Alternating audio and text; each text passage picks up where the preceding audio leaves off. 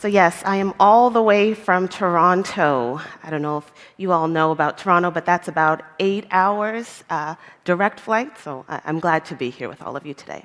So, as Alicia said, my name is Kandyce Young, and I work on all things PCI DSS.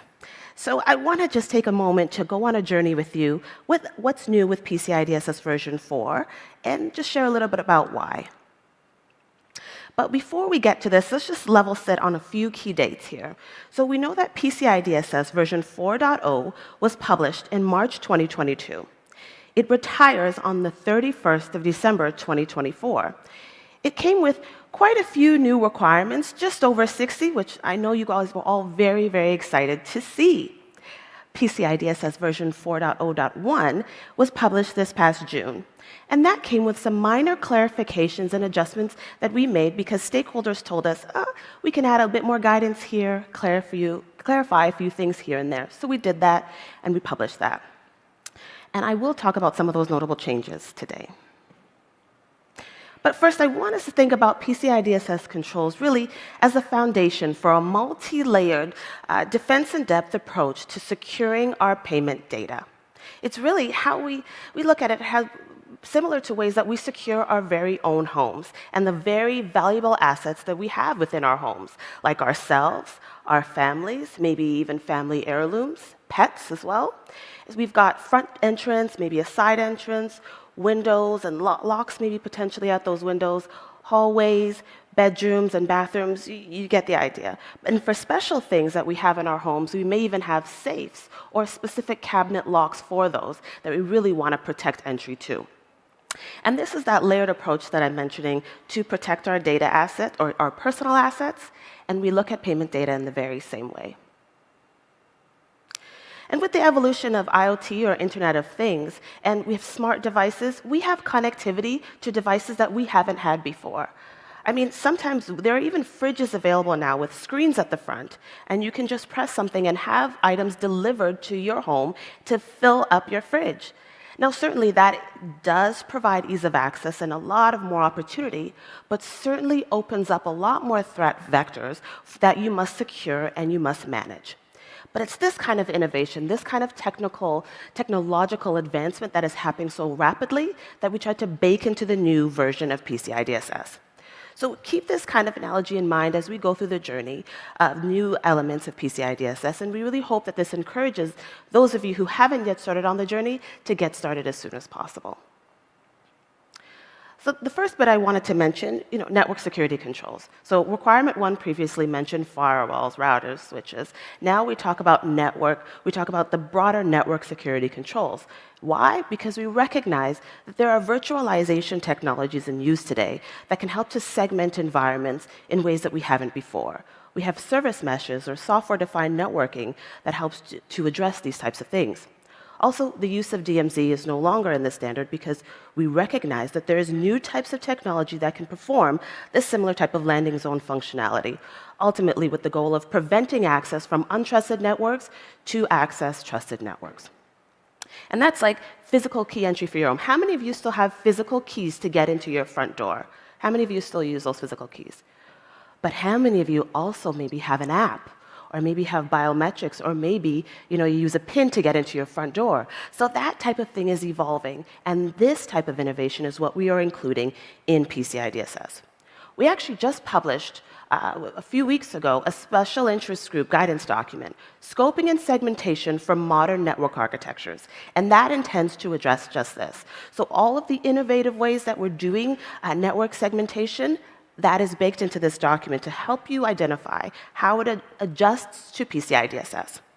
Also, if you're interested in infrastructure as code and how it relates to PCI DSS, John Bloomfield and we've got Peter O'Sullivan doing this presentation later on today to look at that comparison. We talk about stored account data in requirement 3. So we know that in addition to keeping data storage at a minimum and not storing sensitive authentication data post-authorization, we have a new control that is intended to prevent the copy and paste or copy and relocation of PAN unless there's a legitimate need to do so. So there are a variety of remote access technologies that can perform this function. Virtual desktops would be one of those that have configurations for role-based access to turn off and on the copy function. PCI DSS also includes new ways to store secure stored PAN. So stakeholders told us that disk level encryption and partition level encryption work in completely new ways now. And the requirement that we previously had wasn't necessarily accounting for that.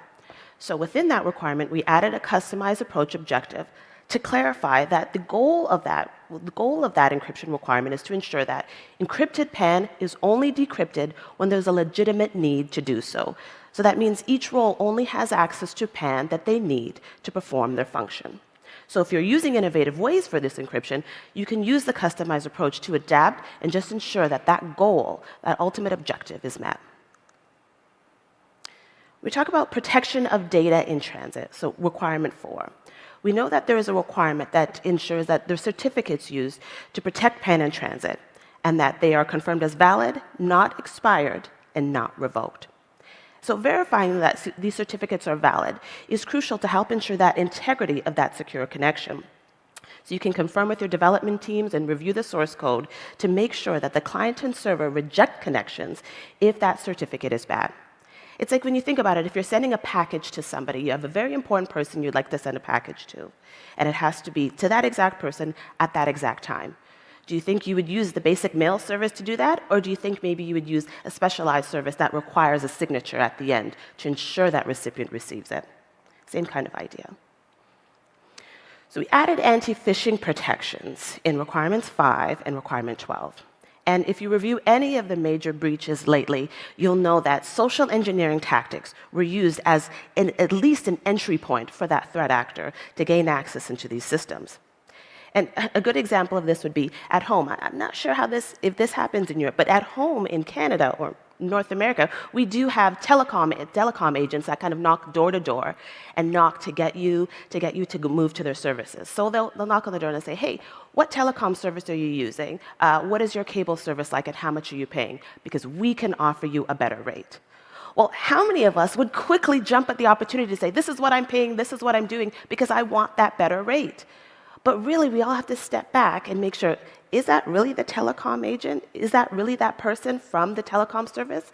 So we have to perform our due diligence in person. So it makes sense that we perform that due diligence via email as well. So we've got a new technical control that ensures that there's an automated mechanism to detect and protect against phishing attacks. Now, this mechanism is what is in scope here, and it doesn't necessarily bring any email server that it may be attached to into scope. So we need to dig more into that as assessors before you jump to that.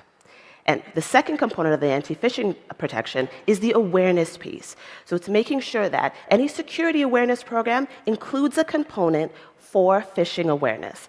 Because I know many of us have an email in our inbox right now that says, just click here to win that $1 million. Like, we are all one click away from being on that beach and enjoying a retirement life. But really, it's important to make sure that we are not that single point of failure, making sure that the employee that potentially clicks that link, that is not the end of your organization. And having this defense in-depth approach, having this multi-layered approach to these different controls is what helps to reduce that single point of failure and protecting your staff. So we know that requirement 6, payment page security controls. I don't know if any of you have heard about these new e-commerce requirements that were added to the standard. But certainly, we did make some additions because we know that e-commerce skimming is on the rise. And why is that?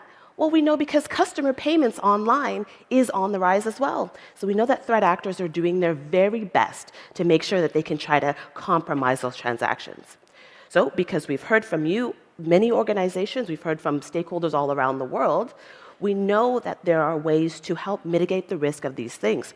And with the evolution of AI and its ability to generate malicious code within seconds, that's a viable threat to security. So in PCI DSS version 4.0.1, though, we did add some clarifications to these e-commerce requirements. So the first is to make sure that the script inventory that is required in 6 includes a business or technical justification for their being there.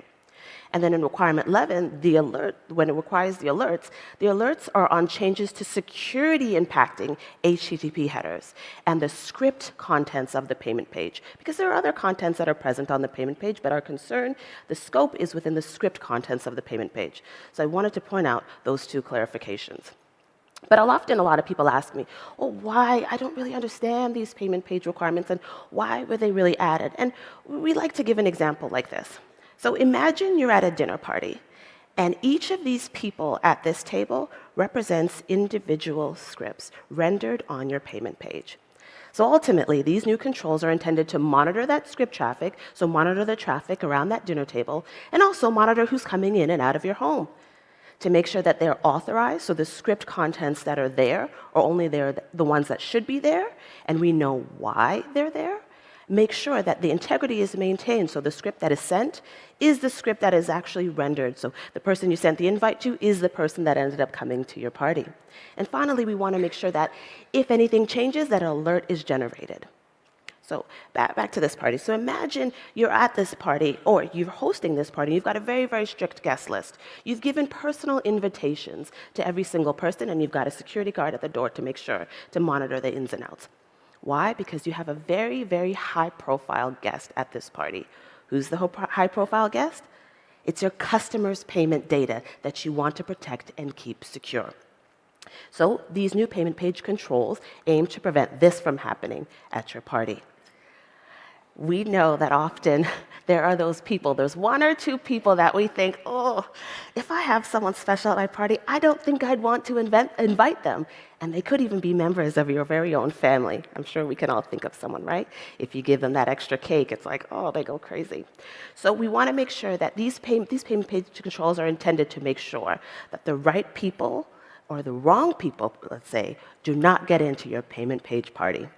You want to make sure that integrity is maintained and that everyone there is justified. And as I speak of this, I really hope that you can begin to see how these different layers of security are being added on to really enhance your security posture. Requirement 10 really is about automating. There's a portion in there about automating your log reviews. And this may seem like a simple activity, but a lot of times organizations were still performing manual log reviews. So automating your log reviews is like, really, imagine every time at home you've got a motion sensor in your backyard. And every time the motion sensor goes off, you've got to get up and go in the backyard to make sure there isn't an animal ravaging through your garden yet again. So these making sure that you automate your log reviews is like setting those baseline parameters, looking at the consistent activity so that only anomalous activity is alerted on. And I say this too because according to recent reports, the average mean time to determine a threat actor is actually in your environment is well over 200 days. So we understand the importance of managing your logs and checking those for accuracy. So version 4 introduced these automated log reviews to make sure you can increase the efficiency of the review and the accuracy of that review so you can act right away. So any part of any dynamic, robust defense in depth strategy certainly includes vulnerability remediation efforts. So requirement 11 certainly recognizes this and added a control to ensure that there is authenticated internal scans. And often we're asked, what do you mean by authenticated? Well, you need credentials to get into the system, but why do we have that? Because you're seeing vulnerabilities, not just on the surface or on the infrastructure, you're seeing what's going on inside of each of these systems. You can see business or logic flaws or even password policy violations. And these are vulnerabilities that threat actors could potentially leverage if they gain access to these internal systems. Something that just an internal scan that isn't authenticated may not see. So it's important that you use these scans, perform these scans on a regular basis to make sure that you are adequately remediating against those vulnerabilities to increase your security posture. And also, it's like when you think about going into your home and you're thinking, okay, how do I verify the security and make sure that there's nobody in my home? Well, not having an authenticated scan is like looking at each door, looking at the bathroom door, bedroom door, and say, yeah, okay, I think my home is safe, there's nobody in here. But authenticated scans is opening that actual door and looking into the bedroom, looking into the bathroom to see, is there a window open? Do I have a pest eating problem? So it gives you a more accurate view of your threat landscape. Why? because you need that accurate view so that you can properly kind of coordinate the remediation efforts and prioritize your security practice better. But I will give you one tip, though. Once you do start those authenticated internal scans, you may notice one or two more vulnerabilities on that regular report.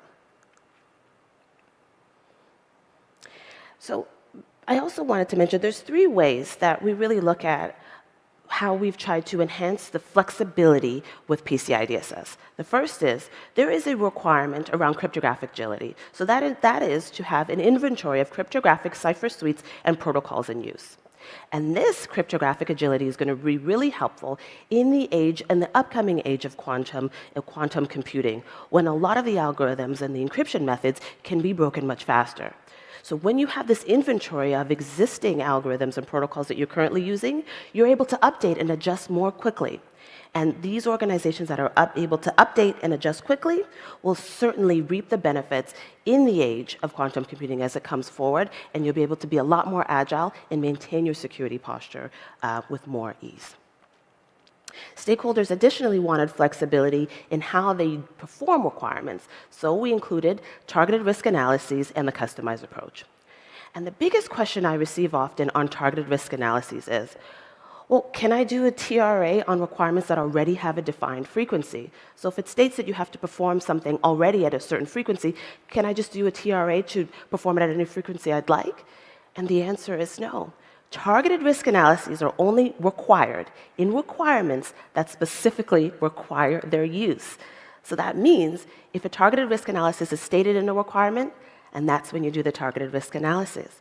But if it's not stated in your requirement, then that is not part of the requirements activities. The customized approach was added, to give organizations flexibility with meeting particular requirements in a different way. Because we recognize, certainly we can't account for all of the innovation that many of you in this audience are doing right now or will do in the next year or so. So we make sure that the customized approach objective is available in the requirements, so you can meet the intent of the requirement, and you can perform your own testing and create your own ways of meeting that while not compromising the integrity of your security posture. I think I relate it to this type of flexibility is kind of what we all have chosen. We all live in a home at this moment, and we've chosen, a lot of us have made a conscious effort about where am I going to live? You've thought about where your family is, how close they are, or how far away you'd like to be from them.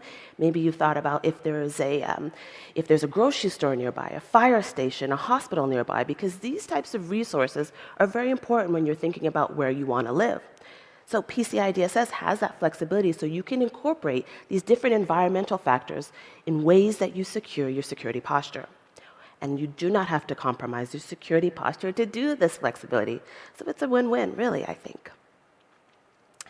One other bit is another area I think there's a lot of discussion around, and that's third-party service provider management. And we know that relationship management is key, and you share in the responsibilities with your service provider, and you also may have some responsibilities as you instantiate those products in your environment. But beyond that, beyond the basic level responsibilities, there may be some additional ones that we might not necessarily know about, because services that service providers are offering now can get quite granular. Microservices, back-end CDE services, front-end CDE services, the options are endless because we've got a variety of new providers coming out on a daily basis that we can't always necessarily account for. But we have made updates to the standard to make sure there is a new requirement to make sure that third-party service providers, they must support their customers' request for information to meet these requirements, so that there must be that transparency, because that's certainly the best way to secure the security posture on both ends of the spectrum. I think of it's similar to when you're choosing your insurance provider for your own home or for your car. You look at, when you're choosing different providers, you look at the policy that they offer, and you say, okay, this is what the insurance policy will cover, and this is what I will have to cover in the event of an accident. But the key is you want to make sure you know that before the accident occurs.